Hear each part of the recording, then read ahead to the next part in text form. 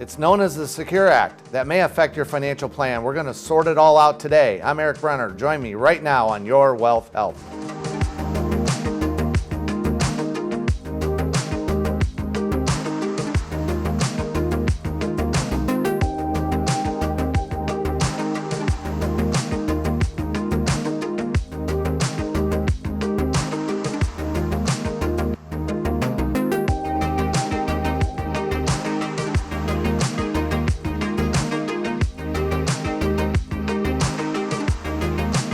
Hello and welcome to another edition of Your Wealth Health. I'm Erik Brenner, president and founder of Hilltop Wealth Solutions, and it's great you're joining us today. With me today, I have Matt Arenz, who is joining me from his home in Valparaiso, and so we're continuing to practice social distancing. Bill Davis is in the studio here, and he's right over there, more than 6 feet away, so thanks, gentlemen, for joining me today. You know, there's been a kind of a little bit of a lull on what's happened here recently in the economy and the markets. Recently, Chairman Powell was quoted as saying that he believes that there needs to be some more relief act. He was also quoted saying that there's many more tools in his toolbox to help us through this global pandemic on a financial side. Obviously, they don't control the health side, but they control the financial side. And so what we want to do today is break that down for you a bit, and then we want to get into more of what's known as the Secure Act. That kind of got overlooked as we went into this global pandemic. If you're watching us today online, thank you for that. And if you're watching us on Facebook, if you can just hit the share button, that would be much appreciated. So Bill, let's start out today.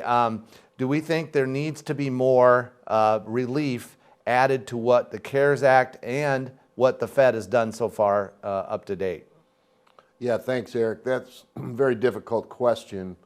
You know, the House of Representatives passed a bill for $3 trillion, I think, last week, and you know that would be, again, unprecedented stimulus that is directed to some other areas of the economy that may not have been touched by the amount of money that's been coming both from the feds and from the government. So I think it's going to be difficult to push that through politically because I think the Senate's going to stand in the way, and you know, the markets responded fairly favorably, and they've been holding their own, even though we feel that they're tenuous and could test some lows that are coming in the future. And I think Matt might have some ideas on where the market might be heading. I think we are going to see probably at least we'll see some volatility. And I think we've been discussing for a few weeks now. We're not necessarily sure we'll see market lows, but we'll probably test the bottom here a little bit. And you know, I think the emotional wave that people are going on right now is euphoric with optimism that economies are going to reopen and we'll see a quick V-shaped recovery. I'm not sure that we'll necessarily actually see that. I think we're still seeing a disconnect between the market and Main Street, really. Earnings reports coming out in the first quarter that didn't look great. Second quarter is not going to look good at all. And so you'll probably see some, you know, prices revert back to what their actual valuation looks a little bit more like. Rather than what the optimism currently looks like. Thanks, Matt. So, you know, there was also some discussions around negative interest rates, whether we should have a negative interest rate environment, what would that do for our economy? So what are our thoughts on that, Matt? Yeah, I don't think we'll see negative rates. You know, I mean, Jerome Powell has discussed, you know, that's not really a possibility. We've seen that happen before, particularly in Japan. Part of the Eurozone has tried it. President Trump's pushed for a little bit, but I don't think it's going to be something that we see. And essentially what it is it's trying to force people to use their cash. So you're almost paying banks to hold your money is kind of what it is.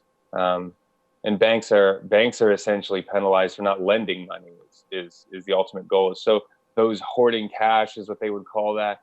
They're basically saying, hey, get the money out of your savings accounts, get it out of your checking accounts, go spend it, invest it, do something with it. So they're really just trying to incentivize people to spend money. Again, I think it would be a really last ditch effort to boost the economy. It's not something I think the American people will appreciate at all. So I don't see that happening. But, I've been wrong before. Yeah, and it doesn't seem to be at this point really something that is going to be in that toolbox that the Fed is going to use. So when we think about this, and of course the unknown is the health side of this. If the curve does not flatten and it kind of the virus kind of spikes again, that could change all of the financial aspects. But Bill, what do we think as it relates to what's going to be the best play for our economy going forward here over the next 6 to 12 months? Well, and I think that's what Powell was warning us about in his comments last week, was that this is going to be a very fluid situation, and we don't know what's going to happen. That's the difficulty.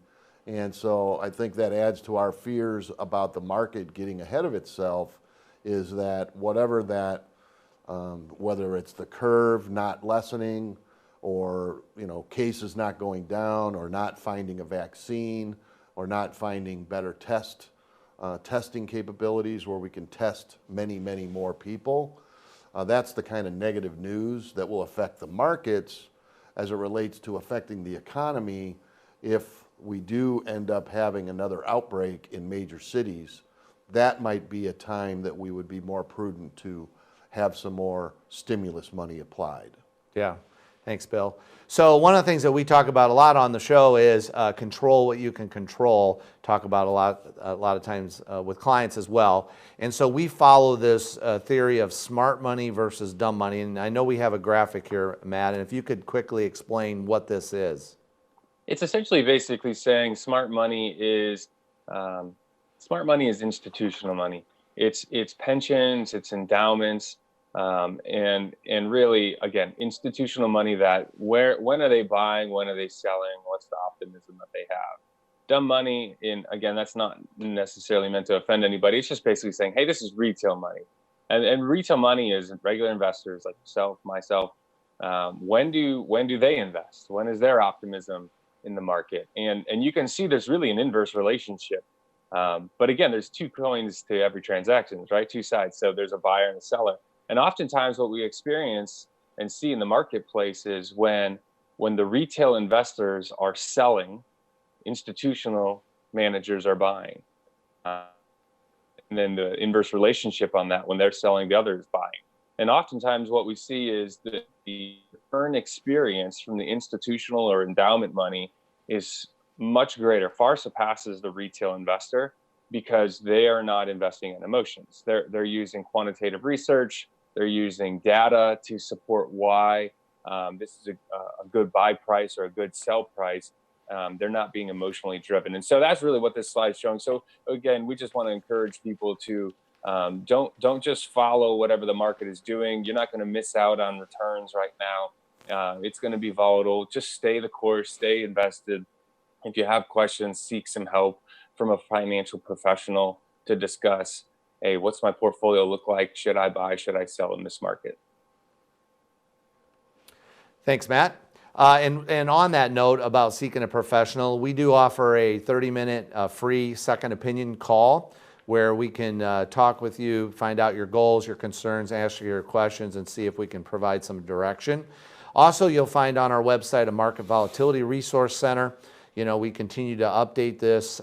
Every other week we have a webinar that we host that gets more into the detail of the markets and where we're at and how we see things going forward as well. So there was a big piece of legislation called the Secure Act that was passed at the beginning of the year. We had a lot of discussion on it, and then it kind of went away with this global pandemic and how it has hit.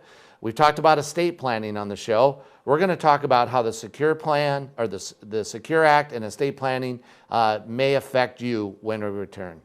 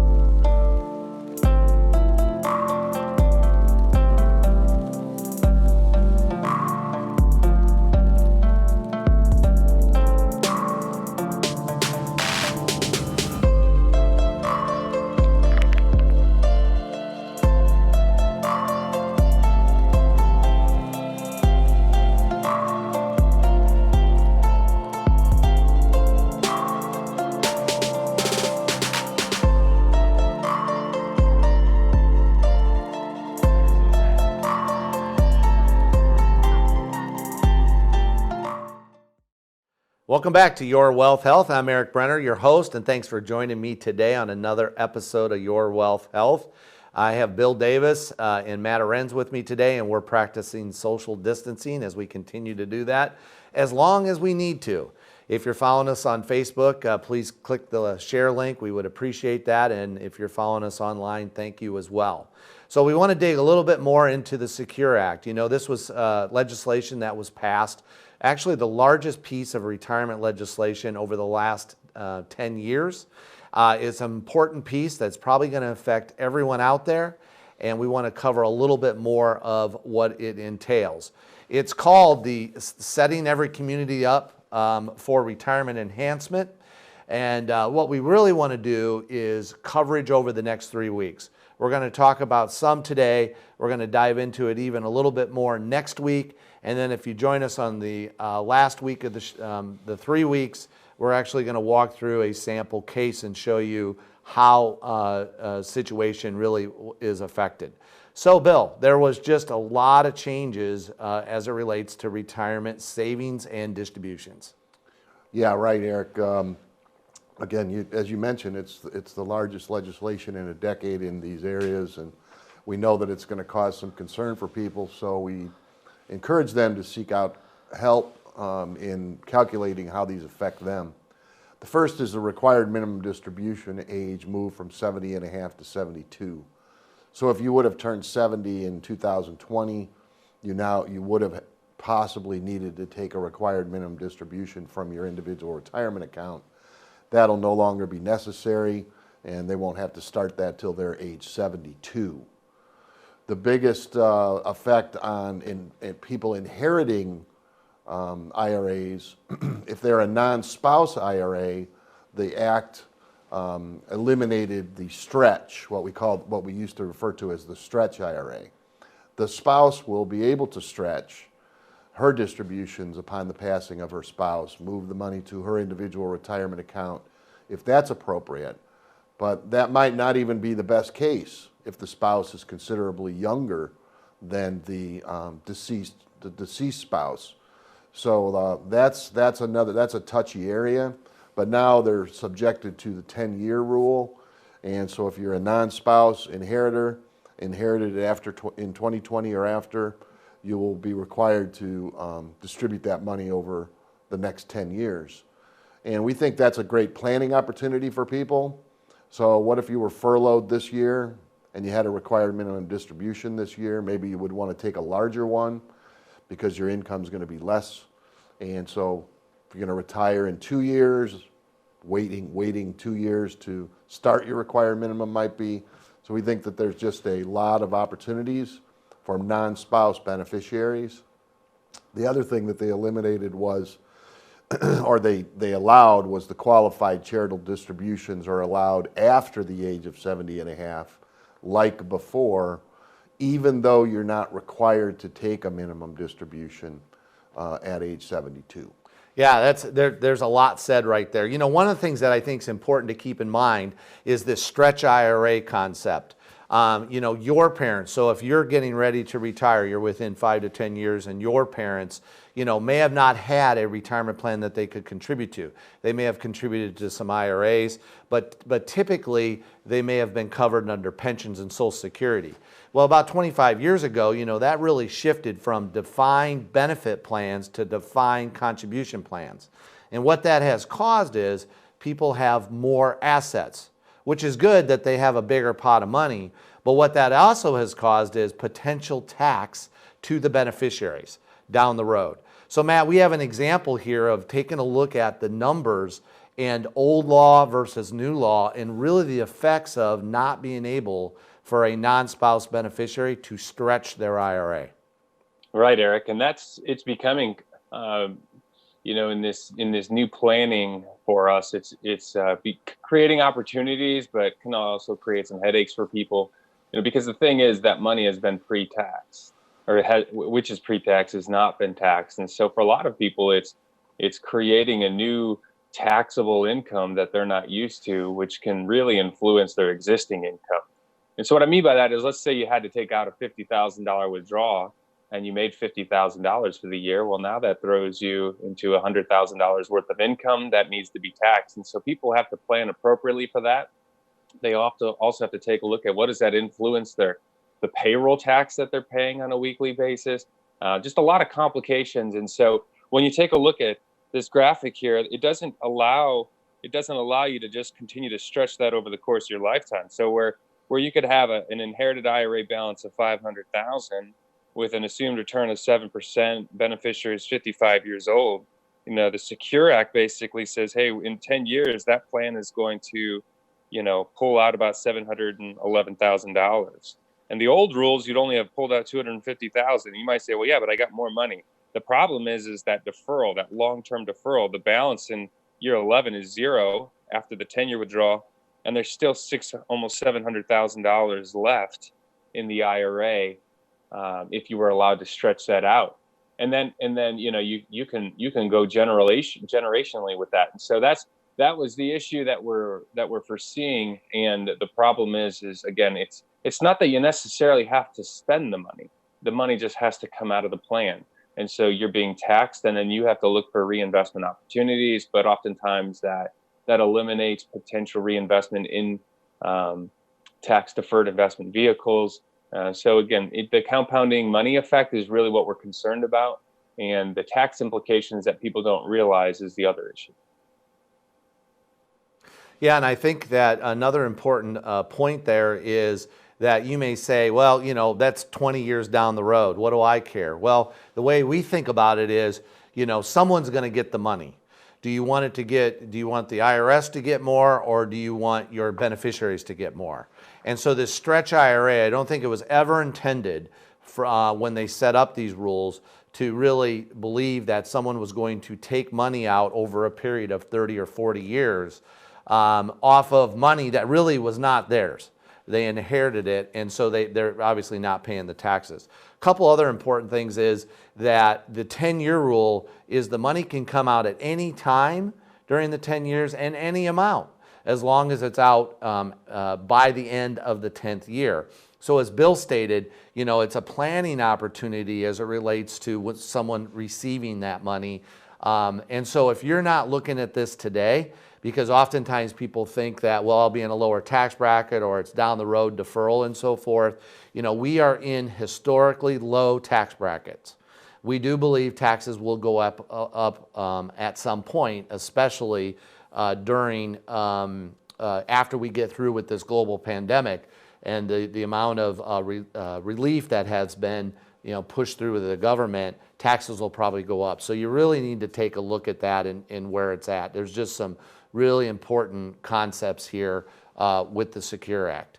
So we want to talk more detail about the Secure Act. We want to talk about the savings side of it. So if you're saving right now, what the changes are there. Plus, we'll take a couple of your questions when we return to your wealth health.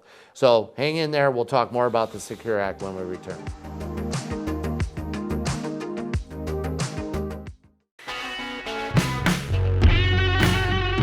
At River Valley Construction Group, we pride ourselves on being one of the top deck builders in all of Michiana. If you want to have a beautiful deck, whether it be wood or composite, contact River Valley Construction Group today. River Valley Construction Group, where we're building your dream deck in 2020. Welcome back to Your Wealth Health. I'm Erik Brenner, your host. Thanks for joining me today, and we're continuing to practice social distancing. Matt is at his home, and Bill is way more than 6 feet right over here in the other side of the studio. And we're talking today about the Secure Act, the piece of legislation that was passed at the beginning of the year, the largest piece of retirement legislation in more than 10 years. In the last segment, what we talked about was kind of the distribution side and some of the effects that the Secure Act will have on each of your distributions as you enter retirement or are currently in retirement. So let's talk about the savings side. And there were many changes there, Bill, with this new act. Yeah, that's right. We have people working longer and longer. And if they were working, after 70 and a half, they couldn't contribute to a traditional IRA for them or their spouse that were over 70 and a half. So They changed that in the act to allow people to contribute to a traditional IRA. Might be important to if they're still saving for retirement, but also it would affect Roth IRAs as well. The 529 plans, we found a lot of our clients that have excess money left over in 529 plans, even though the student may be coming out with some debt accumulated, and they're allowing up to, and they're allowing 529 money for apprenticeships and up to $10,000 of student loan repayments. So we think there's some opportunity for people to help their students with that. Some penalty-free distributions up to $5,000 for qualified birth or adoptions. That could be helpful to young family. A 2-year provision where the medical expense threshold will be lowered from 10% to 7.5% on allowing them to, if they're able to itemize, and allows part-time employees to participate in company retirement plans for the first time, which that's an exceptional tool that's been put in the toolbox for employers.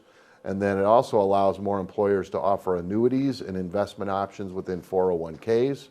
That might be something to consider if they're looking at having some kind of guaranteed minimum withdrawal benefits for some elderly clients that may not have accumulated as much as they would like, but they would like to have a pension when they retire.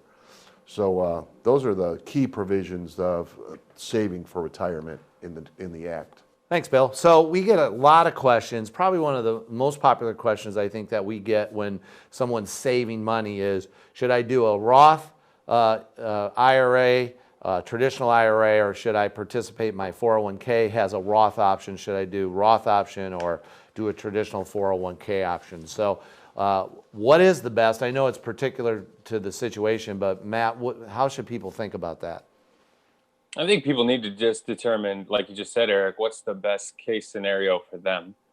I think when you're maybe raising a family and you have spouse with multiple kids, you have more deductions, you maybe are able to itemize a little bit more.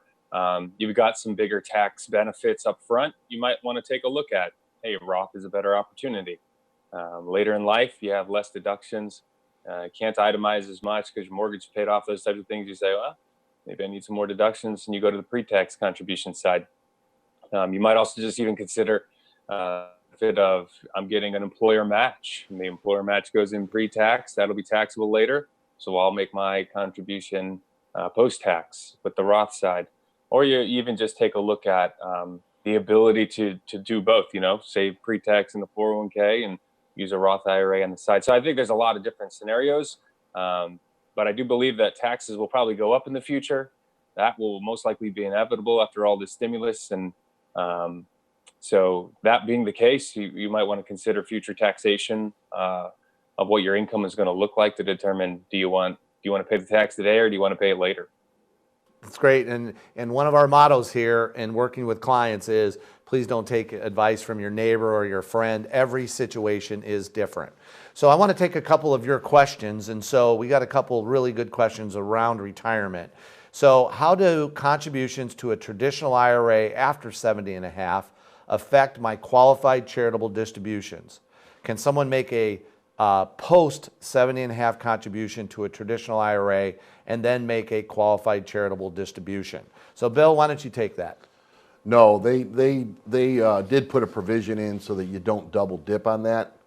So you could still, if you had, you could still make a qualified charitable distribution, but you couldn't go and convert a contribution that you got a deduction and then take it out and send it to a charity. That they consider that kind of a double dipping. So no, you can't do that. So basically our kind of rule of thumb on that, I think, Bill, would be just simply stated, if you can, put it in a Roth IRA and be done, right? That's right. Make it simplified versus putting it in a traditional IRA. Yep. Next question that I have is really a great question because I think there's some confusion around this.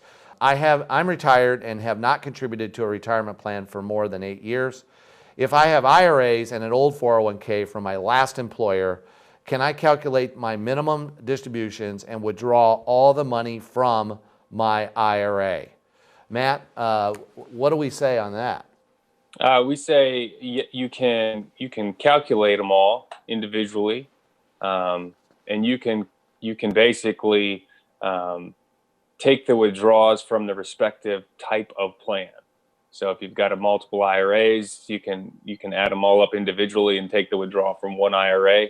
But if you've still got plans at work that aren't in the same type of ownership, you're going to have to calculate those all individually, and you're going to have to withdraw from those separately.